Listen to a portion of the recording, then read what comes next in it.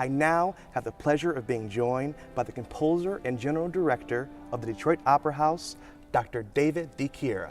Welcome to Detroit Performs. It's a pleasure to have you here. How you doing today? I'm good, thank you. All right. Now this place is stunningly beautiful, but it wasn't that way when you found it, right? No, Can you talk about absolutely that? not, yes. Well, this house was built in 1922 as a movie palace, but by the late 70s and early 80s it had been totally neglected and looked like it had been bombed during the war. Wow.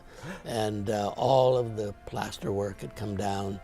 There was a piano floating in the orchestra pit because the water had been for a number of years. And now it looks like this, huh? And so yes, we bought it in 1989, and it took us 6 years to both raise the money and do all the restoration and to build a major stage. We tore down the old stage and it's one of the largest stages in the Midwest. And so, which is ideal for large-scale productions, such as opera and ballet and major musicals, things like that. So can you tell me what has drawn young people to the opera these days? You know, I think young people find the combination of the arts exciting.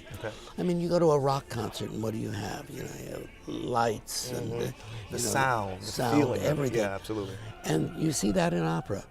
And I think they're excited by the fact, and they're always amazed to know that this voice of theirs, which they train, can come over an orchestra, full orchestra, and fill a house. Yeah, and make you feel them. And make you feel just, it's the energy, the wonder, and the beauty of the music, and the drama which is being conveyed. So I don't want to let you go, but I want to ask you one more question. Absolutely. So can you tell me about some of the acts you'll have here performing next season in the opera? Well, next season, you know, we present not only opera but also dance. Some of the great dance companies.